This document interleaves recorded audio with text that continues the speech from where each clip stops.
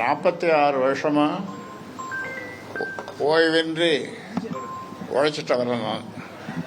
ஆனால் இன்னைக்கு சில ஒரு கும்பல் பாட்டாளி மக்கள் கட்சி அப்படின்னு சொல்லிட்டு போயிட்டுருக்காங்க.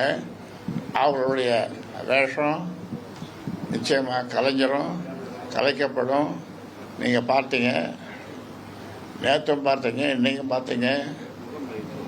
மாநில செயற்குழுவில் எவ்வளோ கூட்டம், கார் மட்டும் 8000, எவ்வளோ கார், எவ்வளோங்க, 800 கார்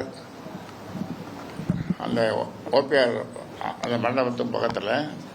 பொதுக்குழுவில் 7000 8000 பேர் பொதுக்குழுவில். அதே மாதிரி நம்ம மகளிர் மாநாடு பூம்புகாரில் கட்டுக்கடங்காத கூட்டம். இப்படி பாட்டாளி மக்கள் கட்சி வன்னியர் சங்கம் அப்படின்னு சொன்னால் அது நாங்கள் தான் சொல்கிறதுக்கு வெக்கமாக இருக்குது. நாங்கள் தான் சொல்லும்போது இன்னொருத்தர் நீங்கள் கேட்பீங்க, அது யாரும் அந்த கும்பல் தான். அது ஒரு கும்பல். அந்த கும்பலுடைய வேஷம் கலைச்சிட்டோம். எப்போ கட்சியை விட்டு நீக்கணுமோ அன்றைக்கே கலைஞ்சு போச்சு. அதெல்லாம் போலி, எல்லாம் போலி ஆசாமிகள். அவங்களாம் போலி ஆசாமிகள், போலி நபர்கள்.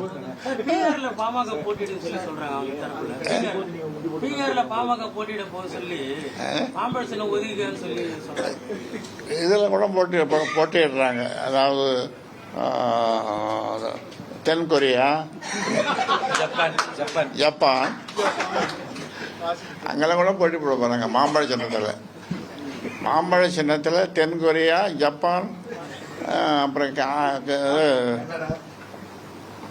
மாவட்டம் அது நாடு மொரீஷியஸ் தீவில் கூட போட்டியிட போகிறாங்க.